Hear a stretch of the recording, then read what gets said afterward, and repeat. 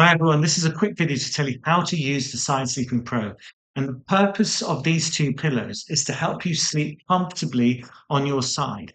And if possible, also sleep in the recovery position. And I think when people first purchase this, I've had a lot of emails come through saying, how do I do this? How do I do this? So what I'm trying to do in this video is to explain how to use it when you first get it, because an awful lot of people go straight for the recovery position, and it's quite difficult because you have to remember so many different things. So in my emails to people saying, look, try this, try this, try this, these are the things I've learned. And hopefully I can sort of instill it into this video so you can understand what I'm saying to people rather than emailing me and coming back and forth. You can still email me if you want to, but hopefully this will help answer some of the questions when you first get the pillow. First thing is you need to make sure it's up against the headpiece of your bed. This is obviously in the front room, so I'm pushing it up here. And to try and make it easier for you when you first start off using this pillow, I would just not try and get into the recovery position at all. Just focus on side sleeping. And so with this big hole in the pillow here, it becomes quite difficult to do that because you're having to think about too many things at the same time when you first get into it. So what I do is just push this right up like that and close that hole completely. So it's almost like a normal pillow. And just ignore the fact that you're not getting into recovery position. Just practice side sleeping to begin with. So I'm going to jump on. I'm really regretting this now. Okay. So I've closed it like that. And it's basically a normal pillow.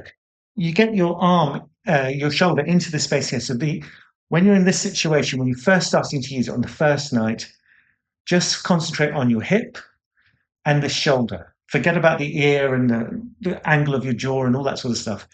Your hip and your shoulder. So you go in, push it in, make sure that your body is right in the middle here. The idea of this being so broad is that when you lie down on it like that, you sink into it ever so slightly, and then trying to roll over, you're sort of rolling uphill slightly. So it makes it harder for you to roll onto your back. And also it's thin enough so that when you roll on your back, you end up falling off. And when you're sleeping, you don't want to fall off anywhere. So you've got this instinctual thing just to hold on to where you are. So that's how it keeps you on your side. But equally, I want you in the middle so you don't naturally roll off anyway. When you put your shoulder inside there, again, you're pushing this even more closed, but don't go straight like this with your shoulder tip touching the mattress underneath. You tend to roll it in. So go in like this and then roll it like that. Now, you're in the middle of the pillow here. Your hip is in the middle of this body pillow here. And just put your head like that. You might find that actually it doesn't feel right and your neck is going at this sort of angle like this. And then you rotate slightly like that. And so the idea is that you're sleeping on basically a flat pillow and you're just getting your neck straight like this, or you can do this, which is what I tend to do. And you're in the middle here. You're focusing just on getting your shoulder in like this. And if it starts hurting on your shoulder or pressing on the mattress underneath, just rotate it forward like that. And then hold it like that. And I want you just to get used to sleeping in the side sleeping position. I'm going to get off this thing. Hang on.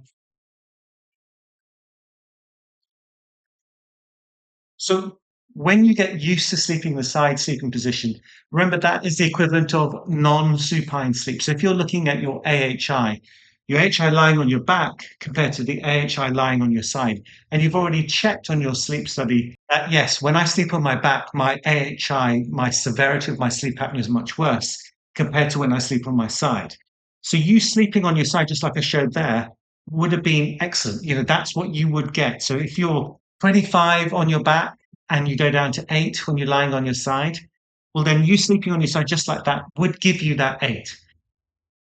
Going over to the recovery position, which is even better than side sleeping, because the idea is that when you're lying on your side, your tongue isn't rolling back and blocking your breathing. When you're in the recovery position, when your face is in this hole here, then you're actually letting your tongue roll forward with gravity to open up your airway even further. And there's a video just about here that I put up showing the inside of someone's throat whilst they are sleeping and the difference when they're sleeping on their back and the difference when they're using this in the recovery position. But right now, just start off with the side sleeping, push this right up like that. Focus on getting your shoulder in the right place, getting your hip in the center just here, And that way you can protect yourself from getting hip pain and also shoulder pain. Don't worry about the ear and the jaw and all that stuff to begin with. Now, once you got comfortable, maybe a week or so, 2, 3 weeks in that position, and you think, actually, no, I'm quite good at this. I'm stable in this position. I think I'm ready to move on. Because when you change someone's sleep habit, it can take a few weeks for it to work. So it takes a few weeks to get used to that. So take it easy, step by step. A bit like when you first started with your CPAP device or a mandible advancement device or any sort of device. It takes a few weeks to get used to this during sleep because things take a long time to change, like jet lag and all sorts of things. So take it easy on yourself. Don't go straight for the recovery position because it'd be very hard for you to do. Okay, if you do want to get even more an open airway, once you think, yes, I've mastered sleeping on my side sleeping, time to go pro. Let's try and get you into the recovery position. And what I would do is at the moment you push it right up like this and there's nothing there. Maybe release this a little bit. So there's a bit of a gap here and get your ear into that space. So now you're thinking about your shoulder, your hip, and also getting your ear into this hole because you're trying to take the pressure off your ear. I mean, you might have noticed that there's a little bit of less pressure anyway because there's an indentation here. But try and get your ear in that space like that. And that way, you don't have any pressure at that point at all. With time, if you can, bring this open a little bit more. So when you're lying in it, I'm just going to do it from here. When you're lying in it, you can just rotate yourself and just put your chin in this point here. You need to actually get your chin in like that. Remember, when you're thinking about the head pillow, which is the hardest bit of this, you need to get most, actually all of the pressure of the weight of your head on this part here. So you're actually lying like this. Try not to go all the way here, which is a bit more comfortable and easier to do. What you're basically doing is letting your mouth open up here. You're trying to get your ear in this space in the hole and rotating in like this. But to do that, you need the weight of your head on this area here. So if you're going like this or putting your head in like that, it's never going to work. You actually need all the weight of your head here. And you're just putting your chin in like that.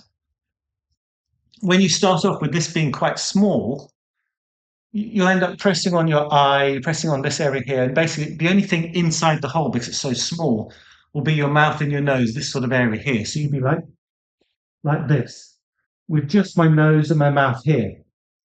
I hope this microphone picked that up. But as you get better at maintaining yourself in this position, you can let this open up a little bit more. And then there's a bigger space here, but you still have to remember to do this. Now, the reason why I quite like this to be in this size, I mean, people say, why don't you just make it this size anyway if I only want my mouth and my nose? The reason being is I want you to not only put the weight of the pressure of your head here, put your chin in this space here, put your ear in this space here. So you're remembering all these other things. Before you only had shoulder and your hip. Now you're thinking about the weight of your head on this, your ear in the hole, your mouth and your nose in the hole, and your chin actually in there. You want the chin just there, but no pressure on the front of your neck because you want your mouth closed so you breathe through your nose at night. It's really hard to use this system if you can't breathe through your nose. So if you really can't, then I would stick to side sleeping and just concentrate on your shoulder, your ear, and your hip. But if you can breathe through your nose reliably, you're not a mouth breather at night, then try and get your chin in like that. Because I don't like the idea of mouth tape and things like that, because it just blocks off an airway. Whereas with this, you just lift your head up and then you can breathe again. But if you can get your chin in here, your head here, your ear in this hole, and do that, you then have to start thinking about the front of your neck because you're trying to rotate in to the pillow. Because as you do this, more of this will become, will start causing pressure in the front of your neck. That's why I didn't like the previous pillows. Normal snoring pillows have a pillow like this and a bump just here for the side of your neck. But that means you can never get into recovery position because as soon as you turn your neck into it, it presses on the front of your neck. You're trying not for that to happen. So say we're at this stage here, we've opened it up as much as you possibly can. I'll jump on actually. If you're getting in, and you're pretty good now, you've done this for a few weeks, you can get yourself there. I've got the pressure of my head, the weight of my head here, and I'm turning myself in, but I feel that there's pressure here in the front of my neck. Well, then put your shoulder and push it down ever so slightly. You only need a centimetre or two to push it down because this will hold it. This is firm enough to hold your head and support your head there. And now that I'm doing this, you just need a little bit of pressure to keep your mouth closed. And now that this has come down, it's pressing the front of my neck at all. You can see there's no, I hope you can hear this. You can see there's nothing touching the front of my neck at all here. I can put my arm in here. It doesn't make any difference. Even if I do this, I can still do that. I really hope this microphone's picking this up. But hopefully you can understand that you can slowly rotate yourself in there. And I said, and I went right on to, the skydiver and the Superman flying position, because some people, when they're rotating in, they find that the whole neck is turned around like this when they're really getting good at the recovery position. And then instead of your arm coming forward like this, they end up going around the back like this. You can really put your head in there, and you end up doing this or bringing this arm up here so you get into the skydiver position. So perhaps I gave way too much information at the start. I should have broken it down like this. But hopefully you'll understand that. Start off side sleeping, concentrate on your arm or your shoulder, getting that in the right position, making sure that's comfortable all night, making sure in the center of this so you don't roll over onto your back or onto your front too much. But rolling onto your back is the worst thing I don't want. So just bring this up like that. Make sure right in the center so you're not, liable to slip off. Make sure your hip is in the center as well, so you cushion your hip and get used to the side sleeping position. Then slowly with time, a week or so later, bring this down so you can get your ear into this space, but still make sure the weight of your head is on this. Later on, when you can, try and rotate your head into this space and just put your chin on this little bit here so you can go like that. You might find that this hole is too small at that point because it's pressing on your eye, it's pressing on too much of your forehead. So open up a little bit more. You might have to crush this down a little bit because now you're putting your head in there like that. So much so that you're looking down, you're letting gravity bring your tongue and your palate forward so your snoring drops and your sleep apnea, if you've got sleep apnea, also gets better because you're trying to sleep in this recovery position. It's the recovery position that's working here. It's not this pillow. This just makes it more comfortable for you to get into that position. So you're going like this. And then with time, if you really want to get your head into this thing and let your mouth and nose be almost straight down into the pillow, you might rotate your arm round into this sort of Superman position. My arm's here, if you can see my hands flicking around there. And you're doing that. And hopefully you slowly sort of graduate or evolve your position. You get more and more down like this. So you, a bit like in one of those massage chairs, you're letting your mouth and your tongue move forward out of the way. The problem with massage chairs, if they go around like this and push your jaw back, I don't want your jaw to be pushed back at all because that pushes your tongue back and blocks your breathing. I want the tongue and everything to roll forward. So I can't have any pressure here that pushes your tongue up like that. And I don't want any pressure on the front of your chin because that pushes your tongue back as well. So actually, all the pressure has to be here. Just please remember that. And make sure everything just hangs down like that and keeps everything open.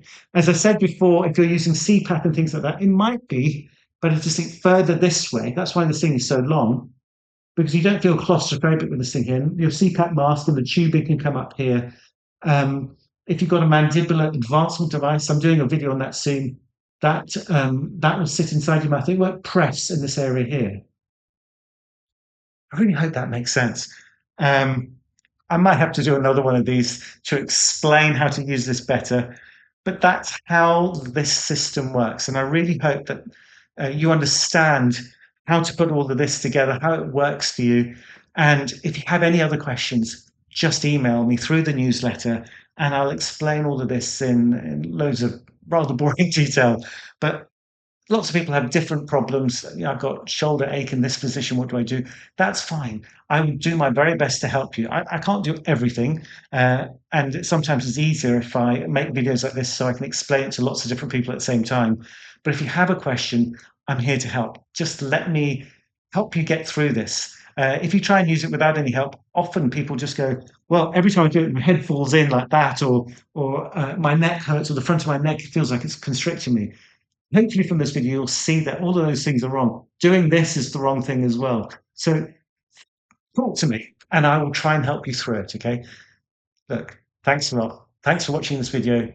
And thank you also, if you've purchased one of these fillers, thank you ever so much. I'll see you in the next video. Take care. Bye-bye.